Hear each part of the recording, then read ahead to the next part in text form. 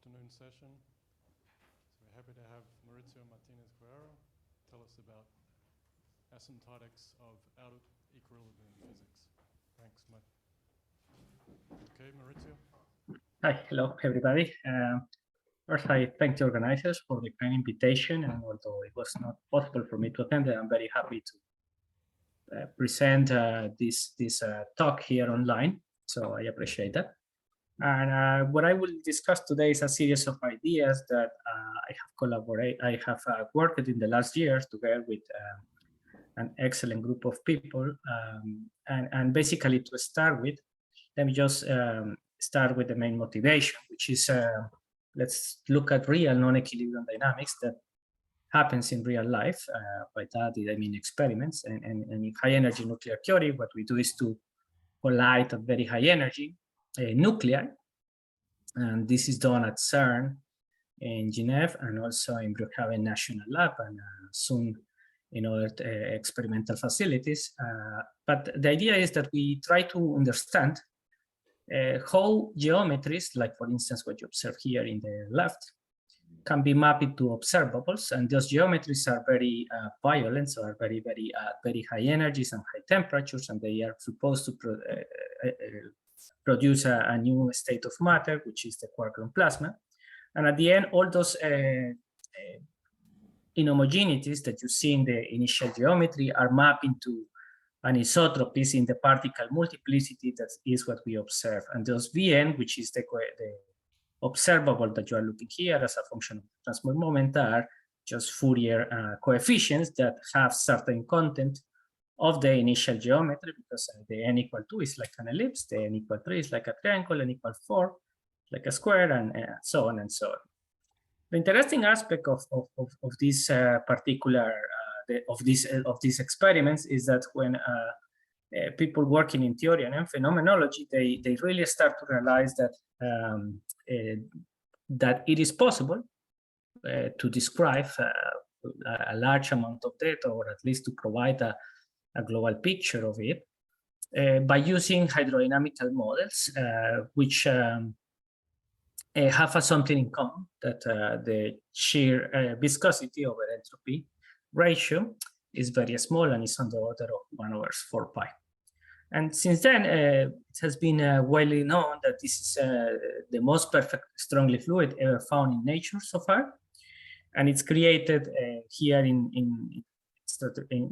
terrestrial experiments. And the idea is that right now, part of the community's moving is also towards understanding transport properties in neutron stars. So this means that hydrodynamics can be applicable in these particular systems that are very small, and now to some more other astronomical systems. And there will be bigger surprises, in particular because the community is moving towards that too.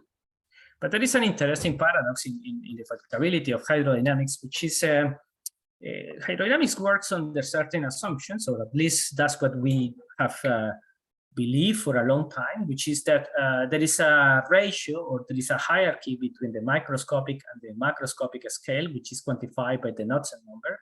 You can imagine that the microscopic scale is like some typical mean free path, or the time scale that takes between two collisions, something like that. And the macroscopic scale can be the spatial variations of some observable, some macroscopic observable, like the fluid velocity. And when you just check the simulations that people use for describing the experimental data I talked before, and they take a look about how small is this number, and you start to observe, and this is as a function of the contour plot in time and in space, and this radius is proportional to the typical size of the nuclei that you are colliding. And the surprising part that you start to observe is that the numbers that you have in physical regions are not so small. So that is the first thing that you have to like question yourself. But however, hydrodynamics works in the sense that you can describe the data.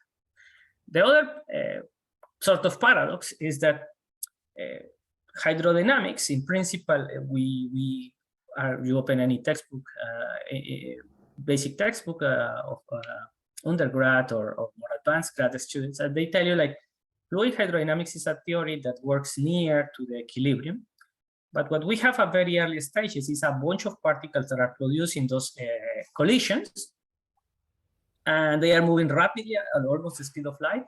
The geometry, as I say, is inhomogeneous. It's not homogeneous, so it's not really something that. So the variations in space are very large between different, like for instance, the fluid velocity or something like that.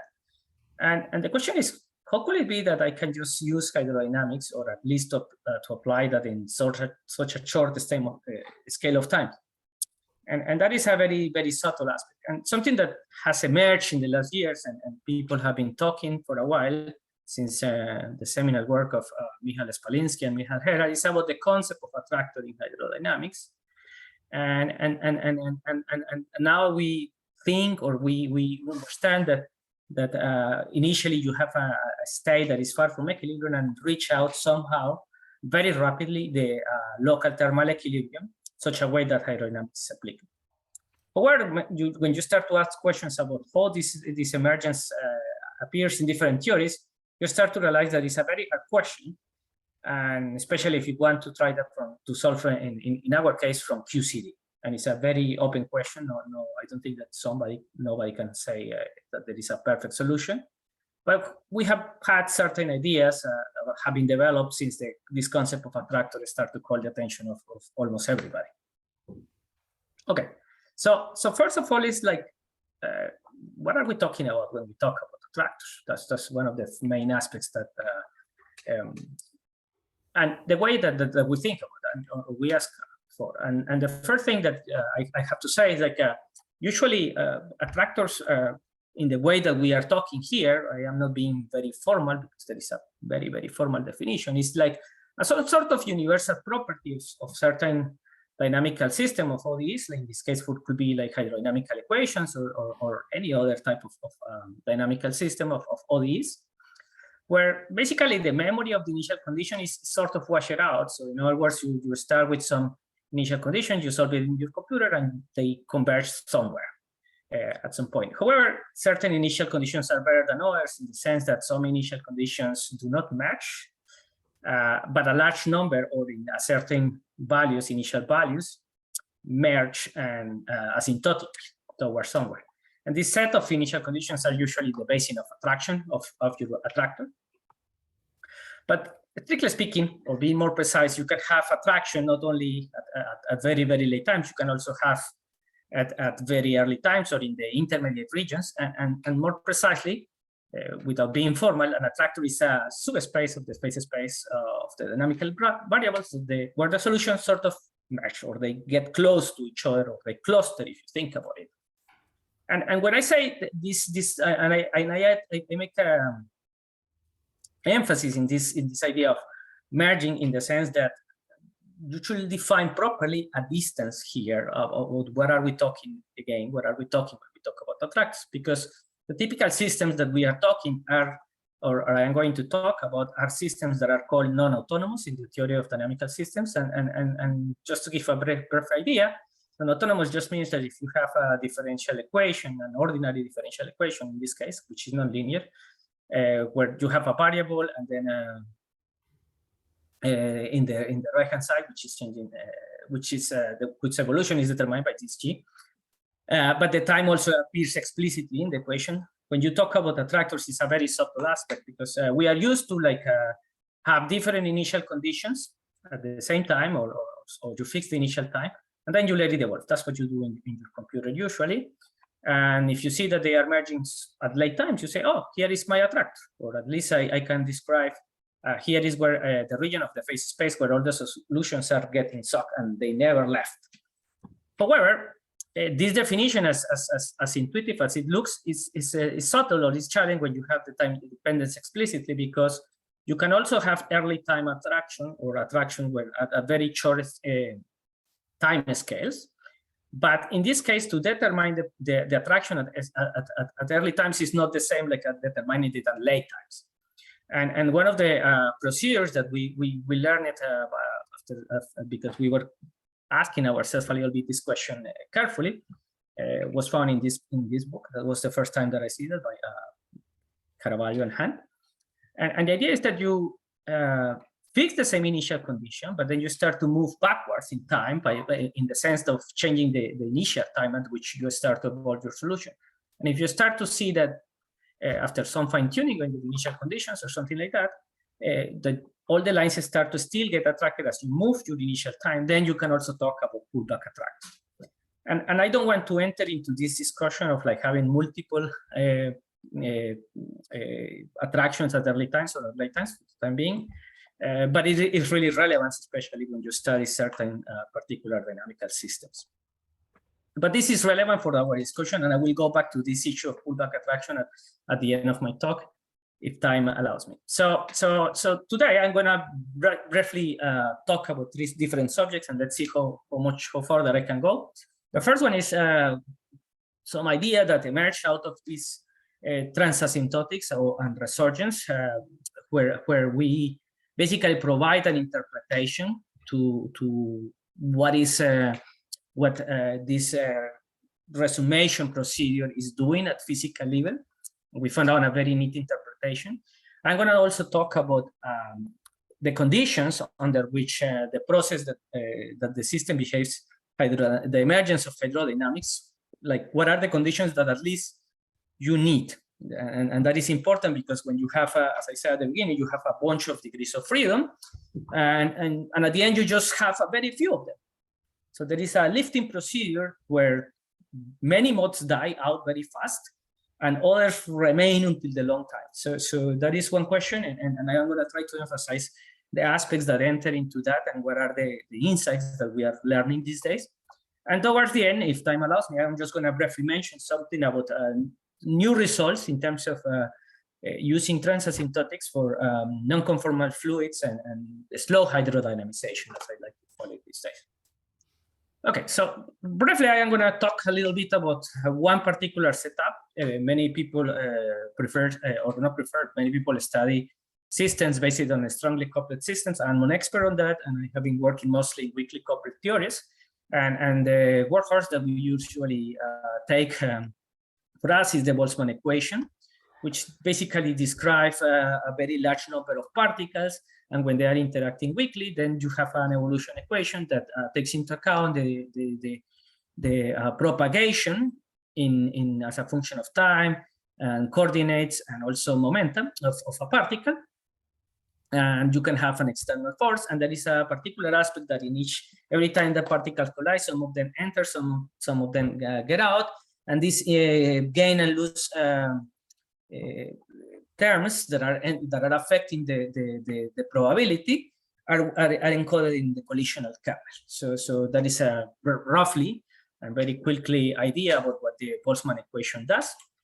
And this equation has been studied for more than 100 years, and I think that in 100 years it will continue being studied because it's not only extremely hard to solve, but also it's not even these days still there are problems at computational level about how to do that. There are different Monte Carlo methods in different fields, and the reason is because it's very applicable, but at the same time it's very highly nonlinear, in particular because of this collisional kernel. And one method that was developed many years ago was done by Grad in 1949, where he considered an expansion in terms of some distribution that is like a background. I will talk about what this background is in our case. And then you expand in terms of irreducible tensorial moments, which are which satisfy certain properties associated with that is invariant under Lorentz transformations and so on, and some other irreducible moments which are carrying information about the macroscopic quantities that you measure. Like for instance, one of the favorite ones that we like to use in physics is to consider the second order tensorial second rank tensorial moment, which is nothing else than the energy momentum tensor in this case, which is an average over the momenta times the distribution function.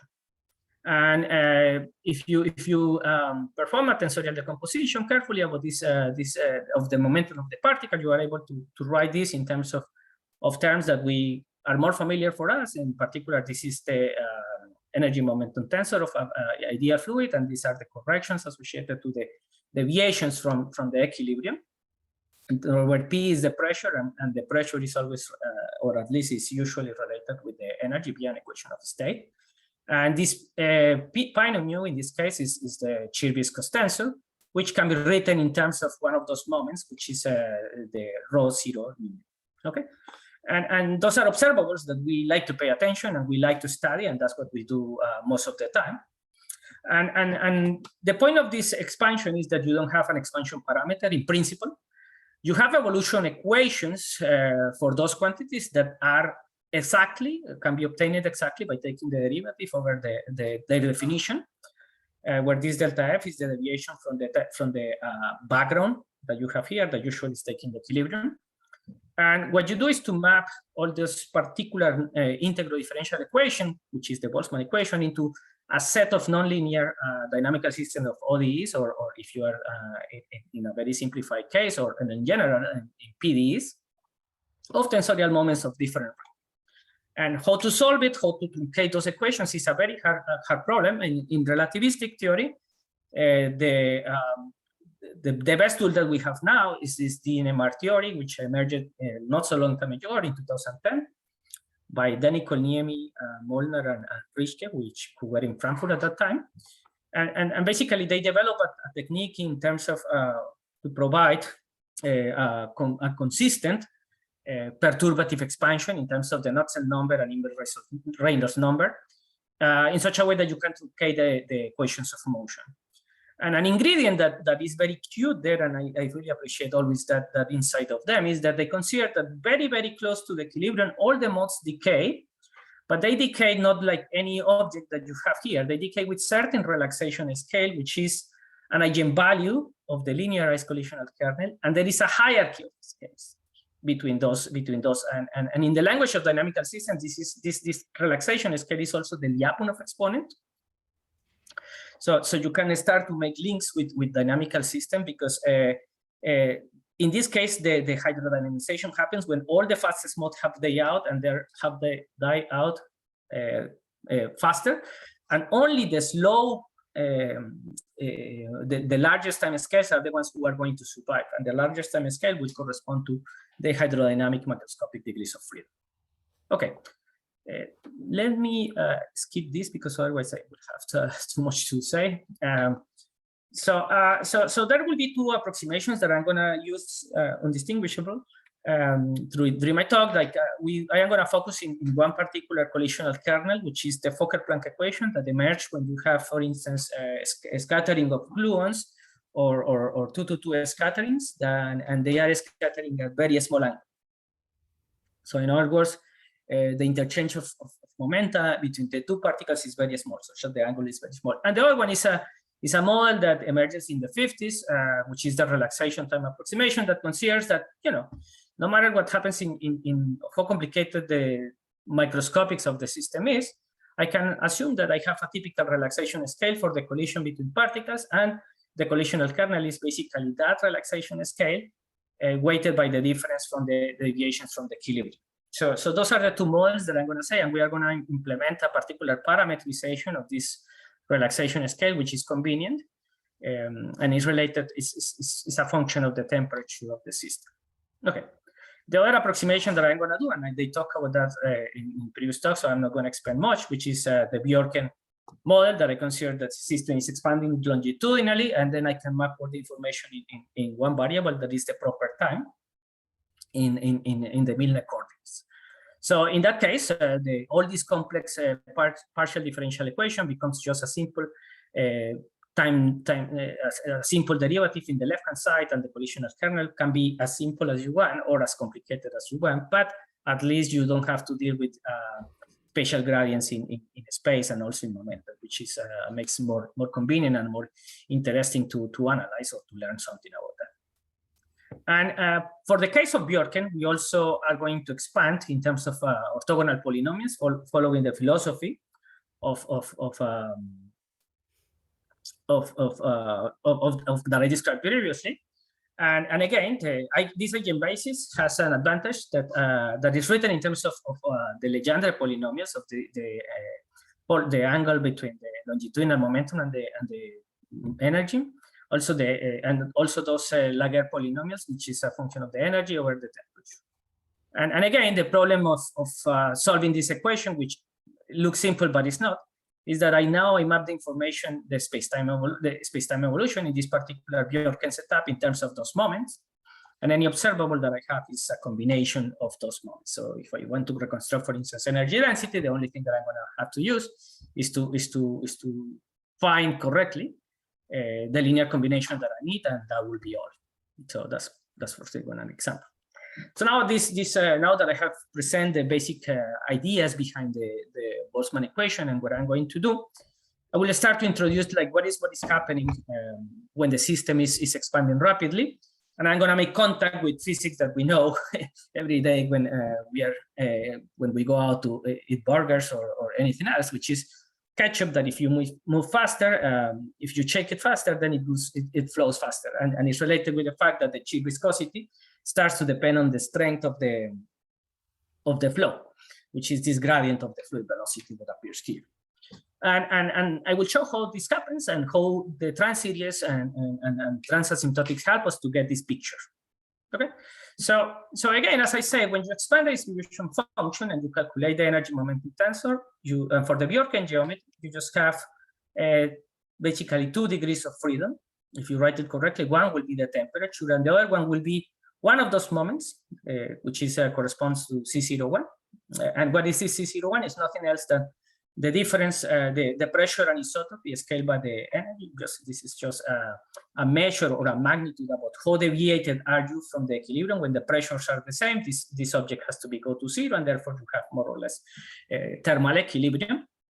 If it's very large, then this means that the dissipative correction or the non-equilibrium corrections are very large. So this will be like a way to understand. And I will just try to, in this part of the talk, to do a truncation, because I have here a bunch of moments that couple to each other. So I am going to focus only in this one. It's C01 just for the time being. Later on, I will generalize for other purposes, and it will be relevant. But I want to introduce here this aspect first. And the first thing that you do is that I say that you need 2 degrees of freedom, one for the temperature and one for this pressure and isotropy. But the truth is that you can do, in the Bjorken case, a very cute dimensional reduction, which maps all the information into one single, very nonlinear differential equation, where the nonlinear terms are very relevant at very early times, while there are other terms that are very relevant at extremely late times or are sort of intermediate times.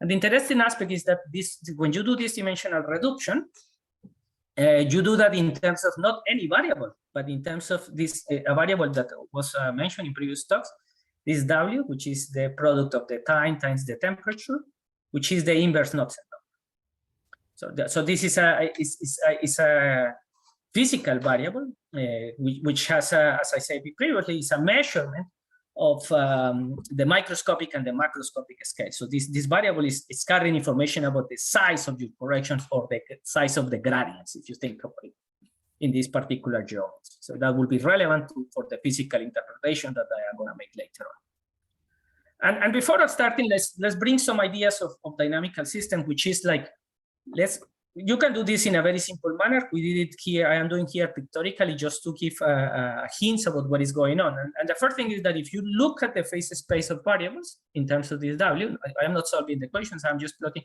how it looks the solutions, how it looks in the phase space. The first thing is that at late times, all the flow lines, no matter where you start, they start to go towards 0 at very, very large W. And in particular, you start to see that even at short values of W, it starts to go there. And this is already telling you that the system reaches out very fast the local thermal equilibrium, because there are no deviations. As I said before, this C1 is related with the pressure and isotropies. So if it goes to 0, then it means that you are more or less the same pressures everywhere. And something that I'm going to show, and I'm going to focus mostly on that, is that if you perturbate a little bit the system, you will find out that the perturbations, when you expand at very late time, at very large values of W, it decays exponentially. They decay exponentially. However, there is also another aspect that enters in the dynamical systems approach, which is that if you analyze what happens at early times, well, you start to open a kind of worms, because you find that you don't have not only one fixed point, but you can have many different fixed points, and each of them has different properties in terms of how the solutions behave close to it. And in particular, for this particular system, which is just one degree of freedom, you have that there are two fixed points. One is a source, and the other one is a saddle. And solutions close to the source basically escape away. Likewise in the saddle, but the point is that they escape. One of them escape faster towards the asymptotic attractor that you observe here in very large W, which is the solutions that are close to the saddle. And what are those physically? Physically, the saddle is when the longitudinal pressure is basically zero, and this is expected because you have only two possibilities: either the longitudinal pressure is zero or the transverse pressure is close to zero, which corresponds in this case to the source.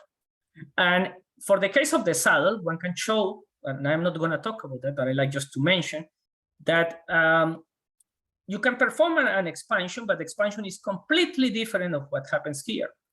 And is that it has a finite radius of convergence and it's a power law series, which is completely the opposite around those respect to these fluctuations, that they are not power law, they are decaying exponential.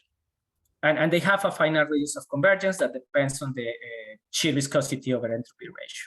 So this is a relevant part. I'm not going to talk today because my focus will be mostly on this particular aspect of what happens at very late times. But it is important to have it because if you know how to characterize the early time behavior, you can also propose ideas about how to experimentally design observables that are sensitive to those stages. And together with Michal and Spalinski, and other collaborators, we did some work about that, and we found like it gives two interesting insights. I'm not going to talk about that, but it's relevant to mention that this is not only things that exist mathematically, but they can also be detected, or at least one can try to learn something about the difficulty. Something about the difficult early times, which are the hardest one to measure in high energy nuclear theory. Okay, so with this being said, let me just start to also address what happens when you perform a asymptotic expansion. And since it's the case very fast, the common aspect is to propose a power law series that decays.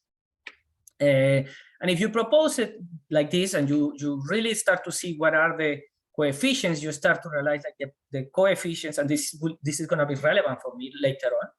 The coefficients in this perturbative expansion are nothing else than, or are related with transport properties. In this case, it's related with the ratio of the shear viscosity over entropy ratio. And these other terms that appear here are just second order transport coefficients that appear in those second order theories.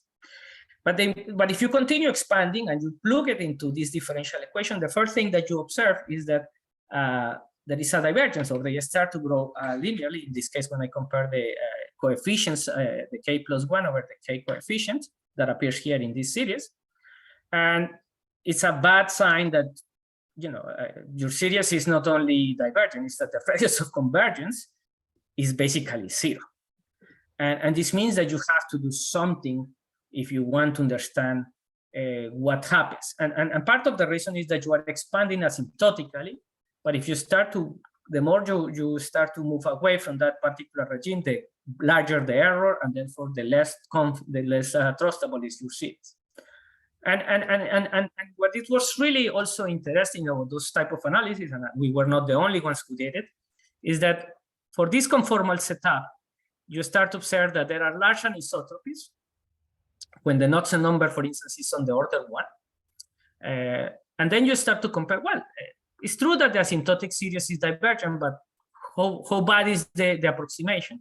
And you start to see that you start to add the first and the second order, and it is possible to describe large anisotropies even when the Knudsen number is very large. And this is a puzzle because you say, hey, I am expanding around equilibrium, which is very small Knudsen number, but I ended up finding out that my Knudsen number is very large. And I can describe with very few gradients.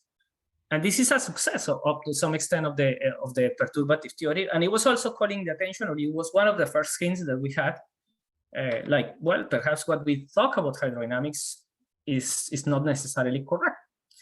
But it was more, and here is where all the ideas that were developed by different authors, in particular, since the seminal work of Michael Heller and Michal Spalinski, which was bring all those ideas of resurgence or transients and transasymptotics into the game. And basically, you want to reconstruct a solution of some differential equation. In our case, that will be our approach, by just knowing what happens in some regime. And in this case, we have control, or at least we have a certainty about what is happening at very, very large values of this W variable, which is the inverse Knudsen number. So when W is very large, means the Knudsen number is very small. And the idea is that you try to solve this equation by adding little pieces. So if you know the behavior here at the extremely large values of W, you add the first a correction, and then you solve the correction and see what happens. And in this case, the first result that you observe is that the fluctuation is not anything you want. The fluctuation decays, and the value of the decays is the Lyapunov exponent of your system. And there is also a power law correction, which resembles the anomalous dimensions when you do non-perturbative physics in quantum field theory. We call it like that. Other people call it differently. And you can continue doing this procedure systematically, and you can show indeed that this has a very particular structure. The first time that I see this type of technique in hydrodynamics was in a very nice paper of Gobshev-Azar and Geraldon. And later on, I got more educated in the subject, and we discovered the very remarkable work of Ovidio Costin. And then we have continuously trying to understand this technique, but apply it to our problems and trying to understand what physics consequences is. And that's what I am going to just briefly summarize soon. And the important part is that when you start to perform all this resummation of the fluctuations and you start to add piece by piece, you start to realize, hey, I get some other series on top of my perturbative series. But this series is not anything that you want. The series has some particular form for this particular differential equation. I would like to insist on that, which is that there is an exponential decay of the fluctuation and this power law, but it's exponentiated to some exponent L, and you sum over L. And these terms that appear here have had a very nice interpretation in non-perturbative physics because it resembles instantons. And the fact that it provides a good hint about what is happening, and those are nothing else than what I say. Like there is a decay of the solution or the perturbations near to the asymptotic fixed point, which is decaying very rapidly. But the interesting aspect is that, well, this looks like a formal aspect of the theory that I'm using. But what happens if I compare numerically, which is something that some of us like to do. And the important aspect is that when I start to compare to by performing a resummation, and here I do a truncation, I add just certain numbers. I cannot go to infinity. I have some limitation in my computer, but I just do that just to get a hint about how bad is the agreement or the disagreement. We start to see that indeed adding those terms starts to get you closer and closer and closer to the exact solution. However, there is something that it was mentioned in the previous talk, and I am glad that it was previously to mine, which is this sigma parameter. That is the way that I see that is the way that I am solving that we solve the problem is as an initial condition for the fluctuations near to the asymptotic fixed point. But this value is defined in this way, is defined in the very large values of W, which I am calling the IR. But the initial condition that I have originally is in the very early times, which is what I call UV. And this initial condition, the match between the initial condition and the sigma creates a lot of uncertainty in our approach. So I am glad that some persons have been working on trying to understand this problem from another perspective. And I am actually learning those techniques these days. We did like what we could at that moment. This was work that we were doing like 4 years ago. And we did basically a minimal chi-square minimization in such a way that we could have a better agreement. And indeed, for one moment, you can have a very good agreement with a very few of those terms in the non-perturbative terms that appear here, which are related with those instanton-like terms. But the interesting aspect that we also did was like, okay, let's analyze what does it mean physically. So I am having an expansion, which is in terms of a gradient size. If I rewrite things correctly from this expression, and I can have those trans-series coefficient functions. And those trans-series coefficient functions, as I said, performs a resummation of the IR fluctuations for a given gradient size. And therefore, and there are some properties of that. Like, as I said, one of them is that each of those trans-series functions converge asymptotically towards the value that is exclusively determined by my perturbative series. And I said also that those perturbative coefficients are not anything. Those perturbative coefficients are related to transport properties in such a way that I can write really directly, because I know what is my asymptotic gradient expansion, or I know how the expansion is at very, very large, very large times, or in this time W. And I get that there is a highly non-trivial relation between this transport coefficient and one of those particular transasymptotic functions. Therefore, nothing forbids me to think about this type of transasymptotic functions as a renormalized transport coefficient. And this leads us to extend the validity of transport coefficient, which was always restricted by construction to just be valid near to equilibrium, or at least when I am in the linear regime. But by doing this, I can give an interpretation to what the trans-series are, at least in this particular setup. And it can provide ideas to generalization for sure. And then if you try to analyze what happens, so what is the behavior of this transport coefficient as a function of this, the inverse Knudsen number, and here is where the interpretation starts to play a role, because I am, and this is what I promised since the very beginning, I'm thinking this transport coefficient as a function of the strength of my gradient, which is encoded in this W variable. And then I am able to analyze what happens, and this is for different initial conditions. So we observe that, and here I am plotting the renormalized shear viscosity over the bare asymptotic value, which is going to 1 asymptotically. And I see that no matter the initial conditions, we get like always the same value for different values of this transasymptotic parameter. But the other important aspect is that there is always an increase of the monotonical increased behavior of the renormalized shear viscosity transport coefficient, in this case the shear viscosity, and it depends on the initial condition. And when you see this type of behavior, it resembles what is a non-Newtonian fluid, where the transport coefficients depend on the gradient, and at the same time, the value of the transport coefficient starts to depend on the deformation history of the fluid.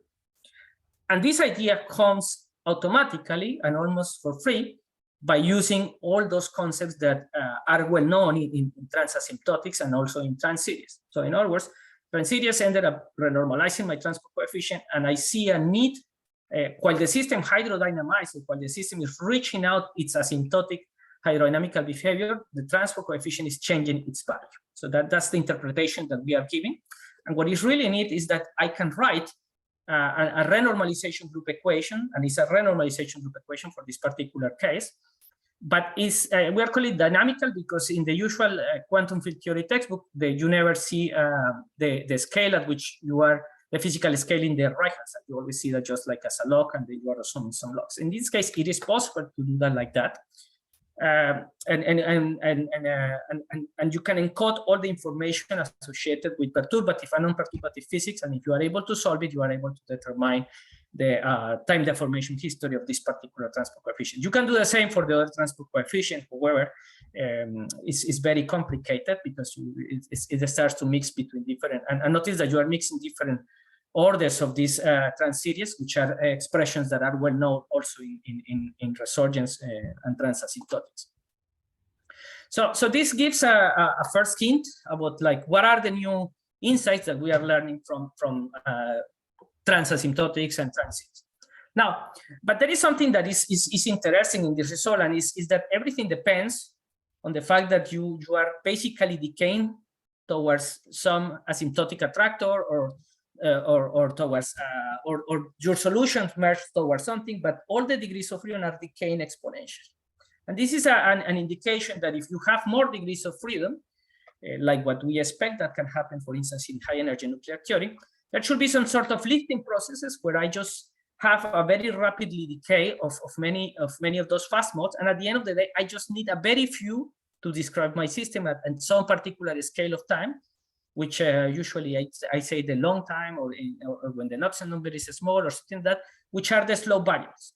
And this type of ideas are being discussed these days because now we know that experimentally hydrodynamics breaks down somewhere, in particular for experimental collisions, in lead-lead collisions. We know that hydrodynamics more or less work in certain region of momentum, and here I'm showing different Fourier coefficients.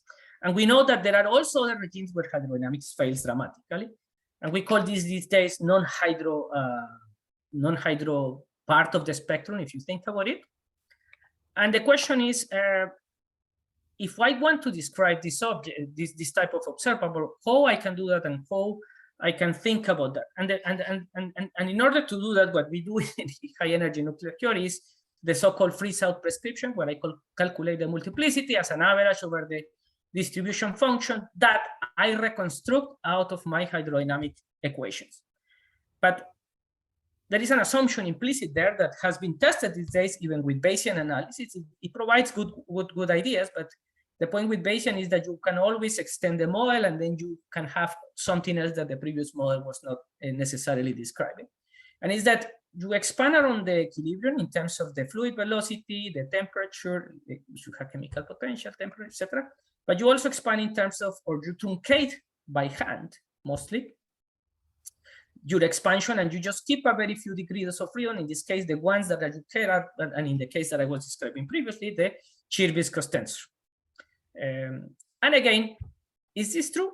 And if you think about it, this is also not only happening in our field. Recently, there was a paper about neutrino transport in 2 years ago, where it was shown that actually, if you want to compare Monte Carlo simulations, which solve exactly, in numerically speaking, the Boltzmann equation with different closures that you do in truncations of the distribution function, it was shown that you need to go to rank 3 moment tensors.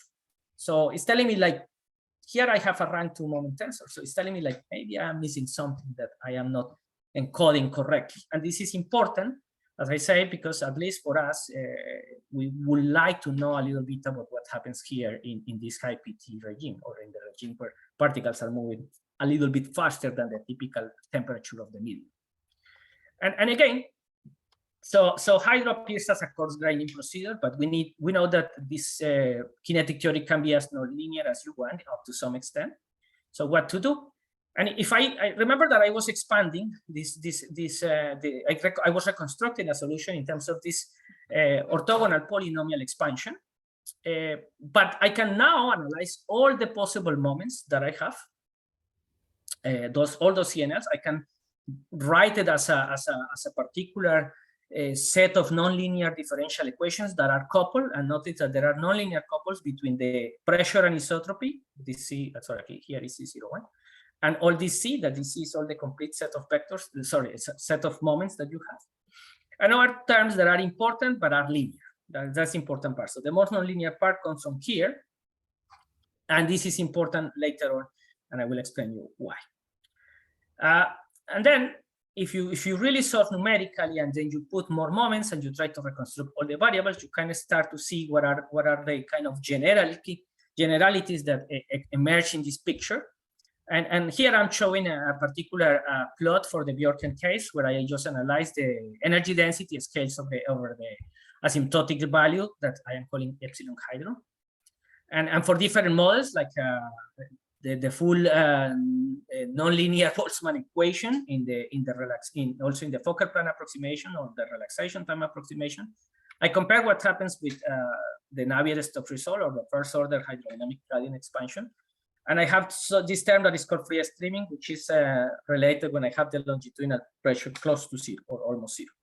And there are certain universality features where the system expands almost freely. And at late times, I just get like a good description given by hydrodynamics. So let me just still focus in the late time behavior, because that's what I wanted to do in the following, and show how all those techniques of transasymptotics are helping us to understand a little bit better what happens, not necessarily now at the level of the hydrodynamical behavior, but more about what happens with the full distribution function that has much more degrees of freedom. And I want to explain the lifting procedure. So if I try to again try to be as general as possible by solving this system of differential equations, it can be proven, and this was precisely the work of Ovidio Costin, that this is a particular case of the generic case that was studied by Ovidio, where you can show that this type of differential equation, if you do the same procedure of finding the fluctuation, etc., then you can get that the solution is also written as a transit, but now I have a multi-parameter transit. Multi-parameter because I have many degrees of freedom. I have and I have this sigma is not just one value, one transasymptotic parameter. It's many of those associated to each of the degrees of freedom that I have, and I will have also a different transmonovial associated with the instanton-like terms that I have. And if I start to do the analysis that we previously did, but now to this particular generalized case, we start to observe something really interesting. Again, if I look at what happens to asymptotically to the pressure anisotropy, it decays again like 1/W. So it's the first correction in the Knudsen number. But the surprising part, or the assumption that usually you do, is that in kinetic theory is that, okay, you just care about the first leading terms in your expansion, and the rest of the degrees of freedom, you basically assume that the time scales decay very fast. But that is not true, because you have nonlinear couplings among different moments, and those nonlinear couplings, in particular the one of the pressure anisotropy with the rest of the moment, can lead also to have the same type of leading order behavior. In this case, we precisely find one of those moments. We do not call it like that, like a particular name. It's not a pressure anisotropy. It's just one of those moments that survive, but decay at the same rate like the pressure anisotropy. And the other terms that are like very highly energetic, they really decay in a very faster way, which is in this case like the proportional to the Knudsen number square, or this 1/W square. And in particular, we can proceed to construct the trans series as we did before, and we see that there is a very good reasonable agreement between the exact numerical solutions and the transasymptotics. Here there is a band which is related with the error that I mentioned before, that we don't have a perfect way to match, at least in the way that we did it, the initial condition that I have with the transasymptotic parameter. So again, we did a Pullman's approach by using a chi-square minimization, which leads to certain good agreement. But with the technique that was explained in the previous talk, there is possibility to do better than this. So this is important to mention, because, and I'm glad that some persons were working on that, because we really try different methods, and this was the best that we came up to in 2019. But now, so what can I do with those? So I know that there is a new moment that is telling me that I am decaying at the same rate, like in the pressure anisotropy. This element, this moment does not appear at the level of the energy momentum tensor. Remember that the energy momentum tensor is just described by this pressure anisotropy, and when I describe in terms of this Knudsen number. So in that case, one way to analyze the system is to know how soft or how hard your distribution function is. And this is done by analyzing, like when I say how soft or too hard, is like how much, when it's very highly energetic, or is weighted very highly energetic, I can build an observable that is very highly energetic, which is proportional to an average over the energy. And if it's very soft, in this case that the longitudinal momentum is very small, I can also weight it against that and see what happens. And those moments, and I scale it with the equilibrium values just to have a reference around 1, and I can decide, like, if I am very close to equilibrium, I am very close to 1 in the terms of those moments, and if I am farther away from equilibrium, then those moments can take different values, larger or equal, like close to 0 or something along those lines.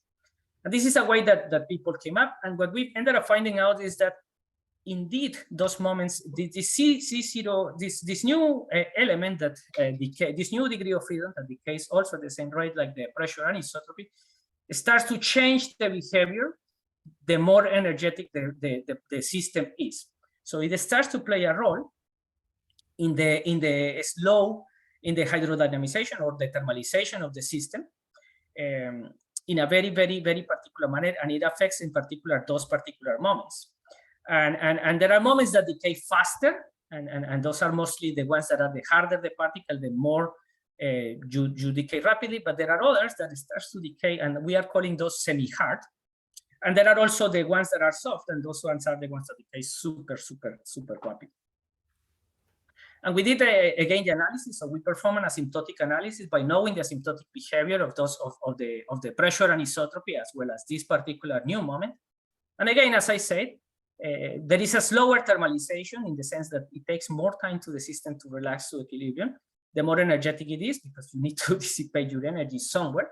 But the interesting aspect is that you can describe better just by knowing the asymptotic behavior of those two modes, the asymptotic behavior of those moments. If you know those two modes, if with one mode, almost all the solutions, numerical ones and against with these asymptotics are really failing. So this is a proof number one that you need a new mode to describe some other part, some other sectors of your distribution function, or at least to describe the late time asymptotic behavior of your distribution function. And we did a final test, which is like, fortunately for us in this relaxation time approximation, you can calculate exactly numerically the deviation from equilibrium, and this is weighted here in this delta F as a function of time. And we weight that the system is more or less in some time scales that were reasonable for our purposes. And we just compare what happens if you include only one mode, and this is related with the deviation from equilibrium that I was telling at the beginning, when I just have the shear viscous tensor, which is proportional to the pressure anisotropy for this particular setup, the Bjorken. And when you start to add other terms in your expansion, asymptotically. In all the cases, we observe that there is a substantial effect the larger the energy of the particle. So in other words, we find out that the deviation for equilibrium cannot necessarily be described by only one moment, but you need at least two slow non-hydro modes, which corresponds to the soft sector, which is the pressure anisotropy, because that is what enters in your energy momentum sensor. But there are some other higher moments which also affect the asymptotic behavior of the distribution function, which is what we are calling the semi-hard momentum sector. And the asymptotic attractor depends exclusively depends not only on this shear viscous tensor or the pressure anisotropy, but also other non-hydrodynamic modes that are there. The point is that you don't see them, or you feel that you don't need it because you are just paying attention to the energy momentum tensor, but they can be there because in this particular case they just don't talk to each other somehow. And this brings to the idea of I cannot always describe the system with what we usually think about hydrodynamics, but there are other non-hydrodynamic degrees of freedom that can maybe enter in other aspects. And for instance, in particle physics or in high energy nuclear theory, we are thinking that maybe there is a soft semi-hard interplay of moments, and they are relevant to describe the system. We don't know yet, and the discussions are ongoing about that. But also we find out something interesting that, like, we need, in order to talk about attraction at the level of the distribution function, we need to have a very reduced number of degrees of freedom. And when we are really getting towards this equilibrium asymptotic state, you need to have these small numbers of degrees of freedom, and that means that you have a slow invariant manifold, which is the way that people use it, we call it, which is just this manifold in the phase space that is determined by a small numbers of the slowest degrees of freedom. And this is relevant because we find a condition under which hydrodynamization has to happen, which is you need a small number of degrees of freedom, which corresponds to the slowest modes of the system. So in other words, hydrodynamization happens only when you have a slow invariant manifold. And we test this idea for two particular systems, the Bjorken flow in the relaxation time approximation, the Fokker-Planck undergoing Bjorken flow, and we test against some other particular system, which is a particular geometry in a curved manifold, the Gubser flow solution, which for the relaxation time approximation exists a solution exact. And we found out that this system, which is a paraboloid expanding where the curvature is non-zero asymptotically, therefore, all the time the system is farther from equilibrium, the Knudsen number actually grows exponentially, etc. And in that particular case, you cannot describe the system with a very small degrees of freedom, the system. And this is relevant because we also showed that the renormalization group equation that I was talking about does not work for the Gubser flow because you don't have a slow invariant manifold. So it has more different consequences than what we originally thought about. Okay, so I have very few minutes and I just want to flesh out something very quickly. Let me skip and let me just mention something that has been advocated continuously in the field, which is that all the conformal systems present a very rapid convergence towards this asymptotic forward attractor. But the truth is, this only happens because, in particular case for the Bjorken and because of the conformality, all the solutions decay exponentially very rapidly.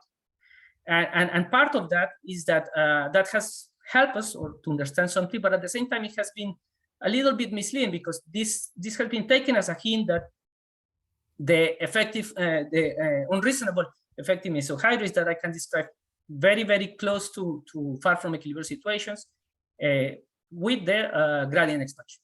But this is true for other less symmetric systems, and this was the question that we were asking ourselves. And one good setup that allows to understand this was the second order hydrodynamic equations when I have a particles for constant mass. So we just try to analyze asymptotically what we can learn out of that. And this system, even though it's a constant mass, it has another degree of freedom, which is the ball viscosity, pressure, and this new degree of freedom is related precisely because the mass breaks the symmetry, so you cannot have many of the nice properties that you have before. And one of them is that the speed of sound is not a very simple function. It's not a number. It's now a function, a non-trivial function of the temperature, and the relevant part is that it becomes asymptotically close to the case that we know in conformality where the temperature is very large, and when it's very, very, very small, when the temperature is very small, also the speed of sound goes to zero, and it depends also on the mass. Here I just did a plot for when the mass was I put it equal to the unit. And in this particular case, it was useful to analyze the equation by identifying what were the terms that and this equation comes from kinetic theory. Sorry for not saying this explicitly, but there are some non-collisional terms which have some coefficients here, which are thermodynamic coefficients that depend on C. C is the mass of the temperature, and there are some other terms that are related with the collisional term, and we parameterize it in this particular manner, again as a function of the temperature. And the first thing that we notice, the sort of trick that we had before of having a dimensional reduction where I can just eliminate the temperature because I write everything in terms of the Knudsen number. No, you cannot do that here. Not always, just in a very extremely case, which is really not relevant in many aspects. So this means that the asymptotic expansion parameter is not written solely in terms of the Knudsen number, and this has consequences.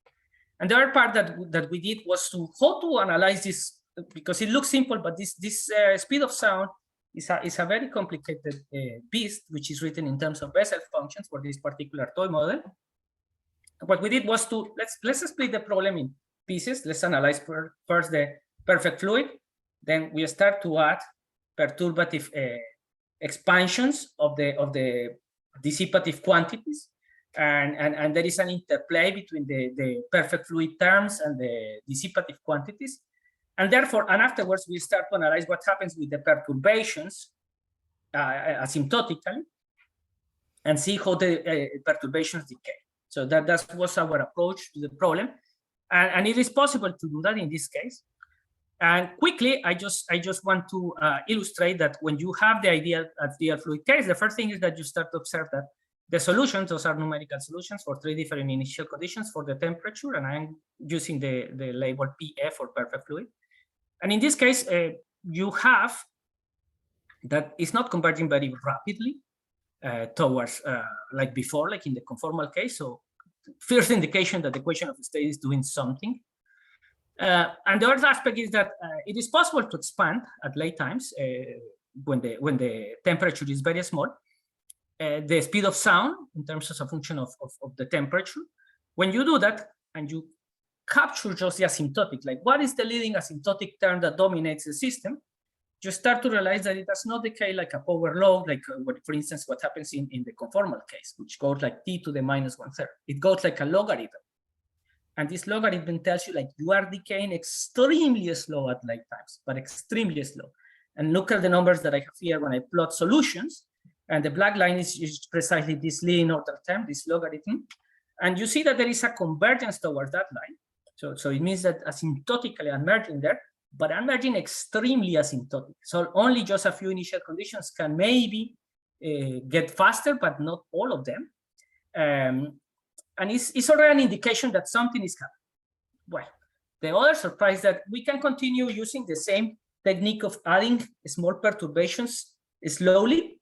And the other aspect that enters is that it appears a double log term that I really did not expect that.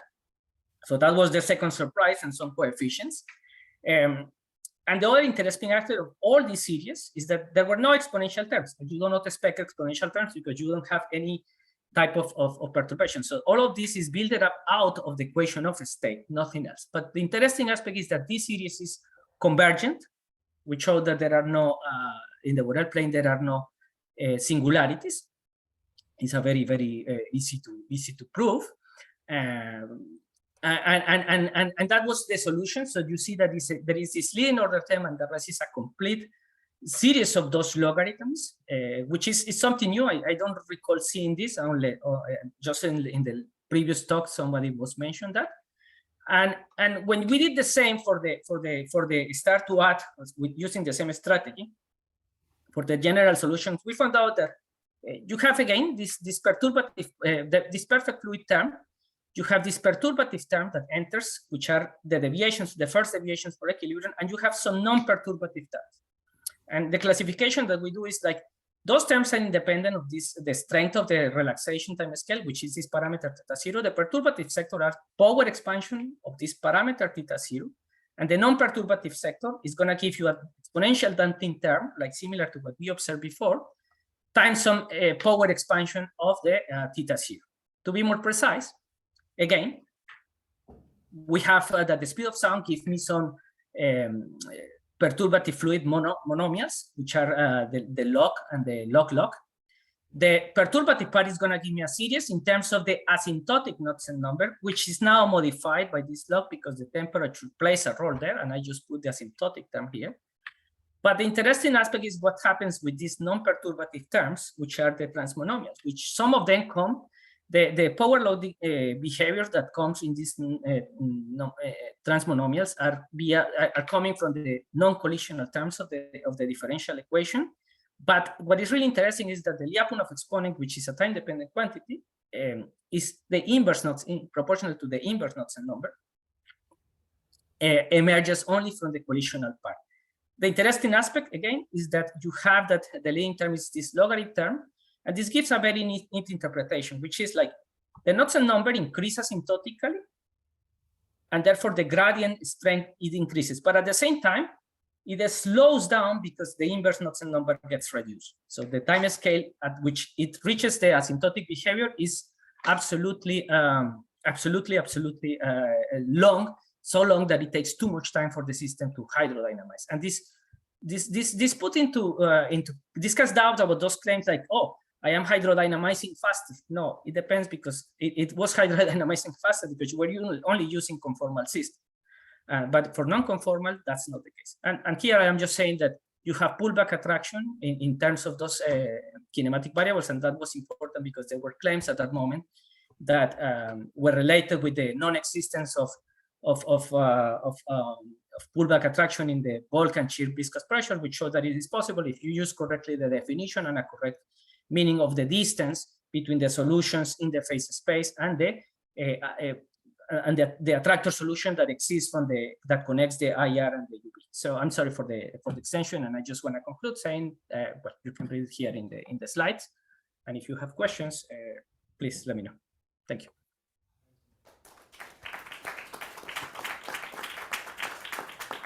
All right, we have time for a quick question. Daniel?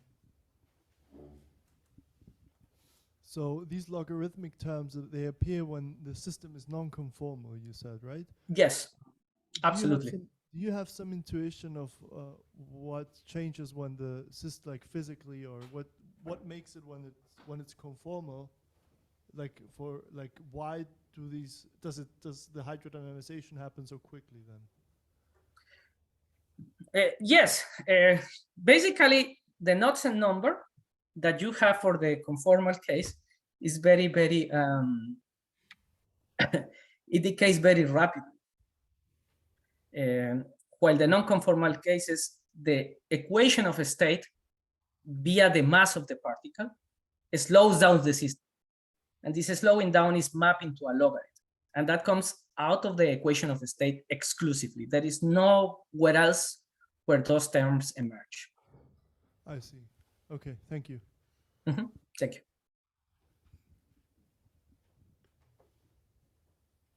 Okay. No further question? Okay, let's thank Mauricio again. Very nice talk.